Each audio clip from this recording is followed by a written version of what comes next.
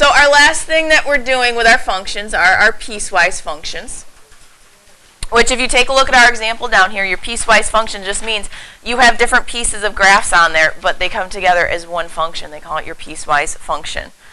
So here we have this linear piece over on the left, then we have another linear piece over here on the right. Sometimes you'll have a linear and a quadratic, or absolute value will be thrown in there. They can throw any kind of function in there, and they put the little snippets together, and they call it a piecewise defined function. What you have to keep in mind is a piecewise function is discontinuous, because if you look right here, your graph goes from here, and then it jumps up, and then it keeps going. So that is a discontinuous function. You can't draw that whole function with a single pencil stroke. You actually have to pick it up and move it. The other things that they do a lot with piecewise is you've got your open circles and your closed circles. What does an open circle mean?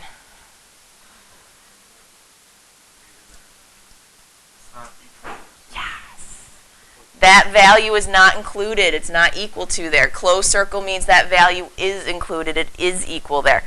So that's why this is still a function, because if I draw a vertical line here, yes, it hits the open circle, but that's not really a point. So it's still a function because it only hits one point at a time on the graph. So some questions that they like to ask for your piecewise, if they give you these questions over here, you just have to look at the graph and be able to figure out the answer.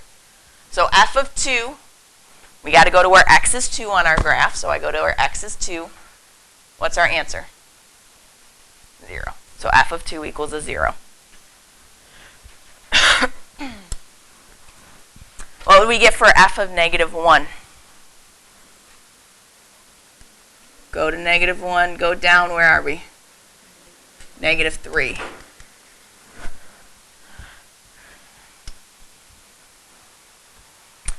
F of negative 1/2. So we have to estimate approximately negative 1/2, go down to the graph. Where does it hit it? Negative 2. And then our f of 0, again, you got those two spots, but this one down here doesn't count because it's an open circle, so it's only your 1. Those are the easy ones. Here is how they write your piecewise defined function. You got these nice little big brackets here, and they give you the different pieces. I had 2 different pieces up here, piece 1. Piece 2, so that's why I have 2 equations down there. You have an equation for each piece of your piecewise function. So it tells you what the equation is, and then this last part here is your domain that you have to use. So 2x minus 1, they only used that when x was less than 0. The negative 1/2 x plus 1, that's when x was greater than or equal to 0. And that's how they did the graph. They used that as their domain.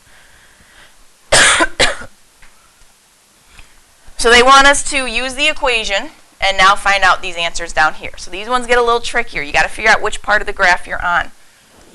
So f of negative 1, would that fall under x is less than 0 or x is greater than or equal to 0? Less than 0. Negative 1 would be less than 0, so I have to use the first function and plug my negative 1 in for x up there. So it would be 2 times negative 1 minus 1. Which, what does that give us? Negative 3.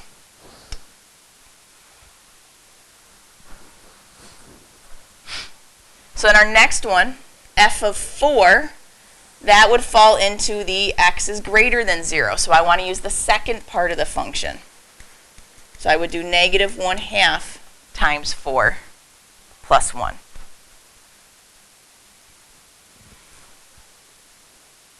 Which, what would that give us?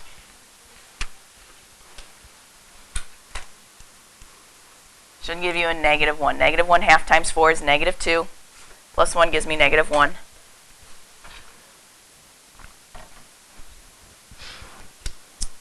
So we got 5 times f of 0. So I got to figure out my f of 0. And then minus 2. So since I have 0, which part of the piecewise am I going to use? The first part or the second part? second, because that's where it's equal to 0. So I'm going to plug 0 in for x here. Negative 1/2 times 0 plus 1.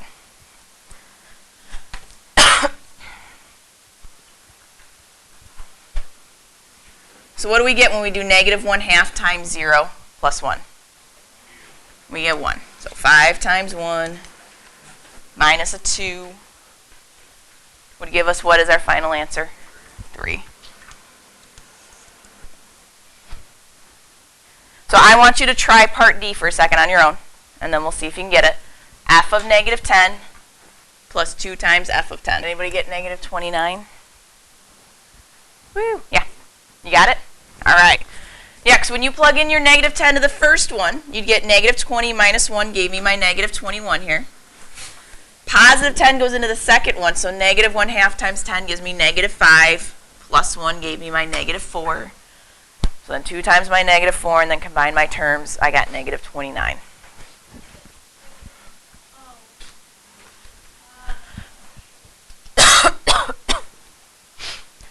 Okay, so we're going to do the same things again, only this time we're going to practice with a different function.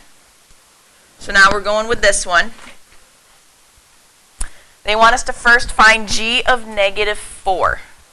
So would I plug it into the first one when x is less than or equal to 1, or into the second one when x is greater than 1? If I'm going with negative 4. I hear some people whispering, it's the first one. So I'm going to have negative 4 minus 2. Because I had that negative from the beginning of my equation, and I was plugging in a negative 4, so that's why I got those 2 negatives up front. Which really, minusing a negative is positive, so 4 minus 2 would give us a 2. All right, let's try our B.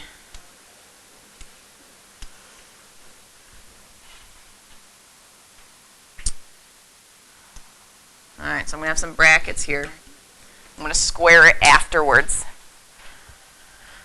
So I have to do g of 1 first. So which equation am I going to plug it in for g of 1? The first one again. I'm going to plug it into the negative x minus 2. So negative 1 minus 2 minus, what would I plug g of 2 in for? The second one. So that would be 2 times 2 squared plus 3.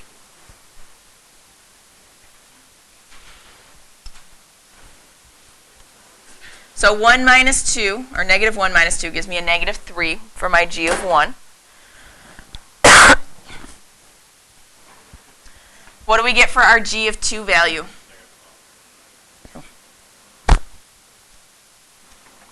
No. Did I mess this up? I did, because it's a minus 3.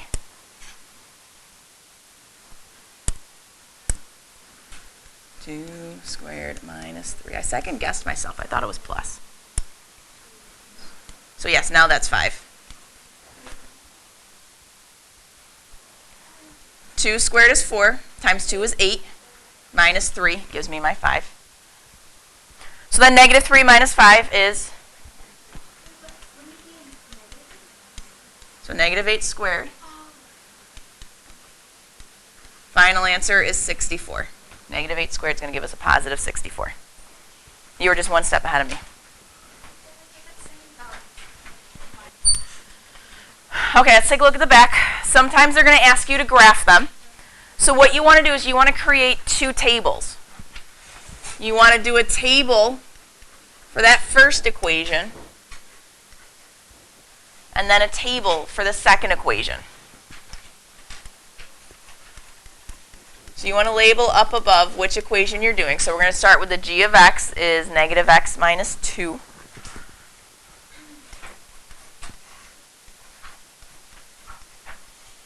They tell us again that they want us to do it for the values that are less than or equal to 1. So that means we want x to be 1, 0, negative 1, negative 2. Those would be our values less than or equal to 1.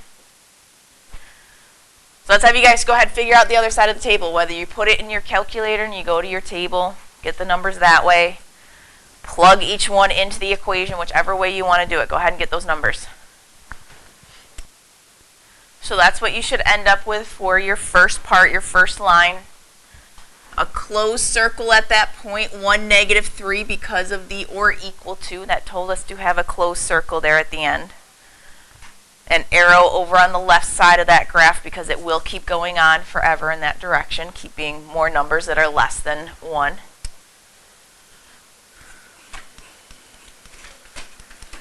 When you are done with that one, go ahead and start your table for the second part of it.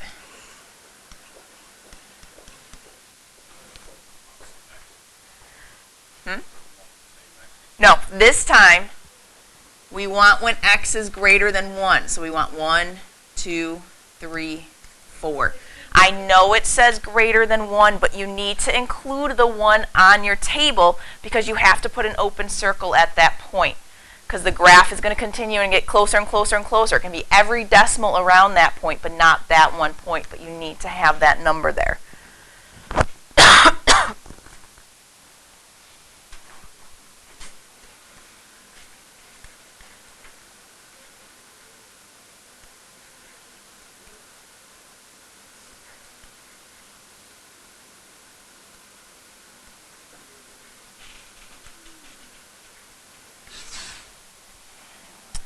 Now, yes, you can't get all of your points on there, and that's okay.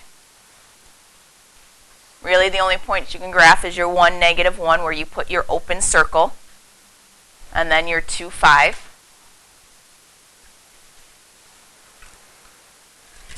So then we just put an arrow on the end.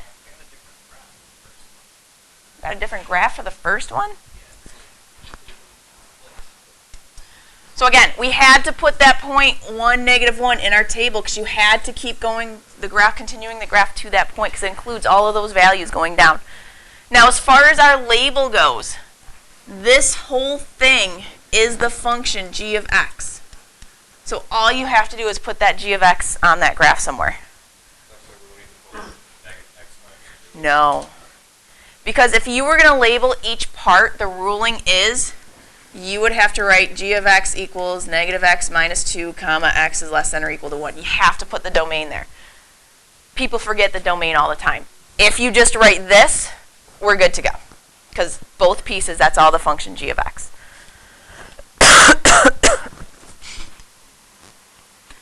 All right, let's try this next one. How many tables are we going to have?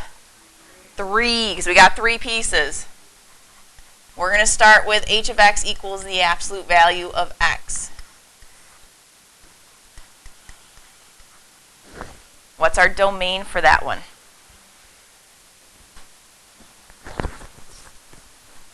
X is less than 1, so we want to use like 1, 0, -1, -2. Those are your numbers less than 1.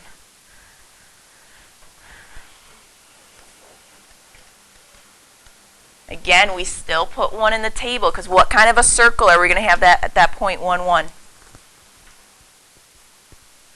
It didn't say or equal to. So we got to have an open circle there.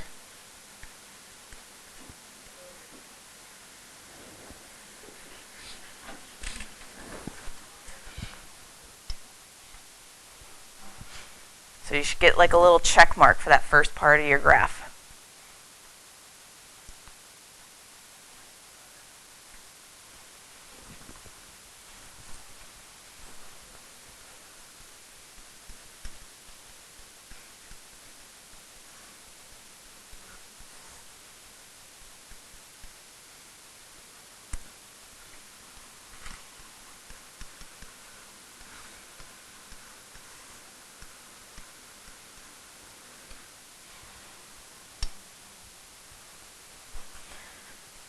So what x values would we use for the second part of our graph?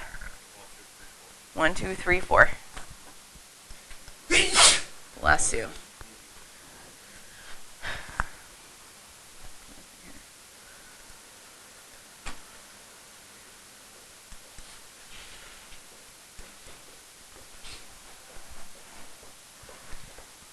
All of the beginning and end of this part would be closed circles. And you do want to kind of estimate where your 4, negative 12 would be. You wouldn't have to worry about it falling off the graph if it continued on, but since it stops at that negative 12, you want to just kind of estimate and make sure the stopping point's there. What do you mean? Some people are using their calculator to get their table. I mean, like for x, negative x squared plus 4, we want to use your calculator to figure out what the y value is. Some people are doing that, yeah.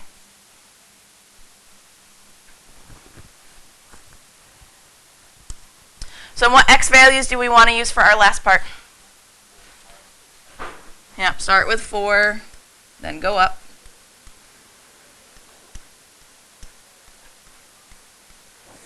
Your h of x side of your table will all be 4s because there's no variable there. It's just 4. So at the point 4, 4, we're going to have an open circle. And then that part's going to continue off the right side of the graph with an arrow. That's going to keep going.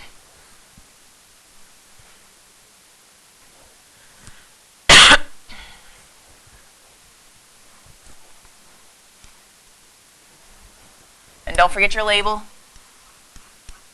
h of x.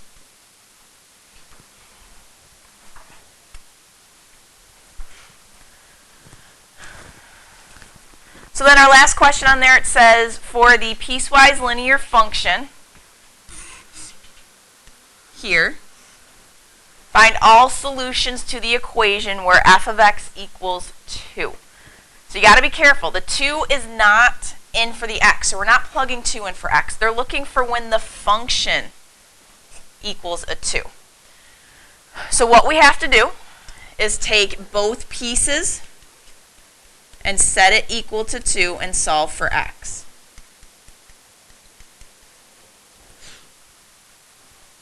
If I had 3 pieces, I'd set all 3 pieces equal to 2 and I would solve for x. So over here I would subtract my 10. I'd get negative 2x equals 8, so what would x equal? It would equal 4, it'd be positive 4.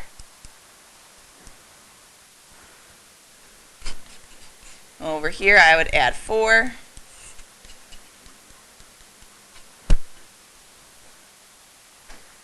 Divide by 3, what do we get? X equals?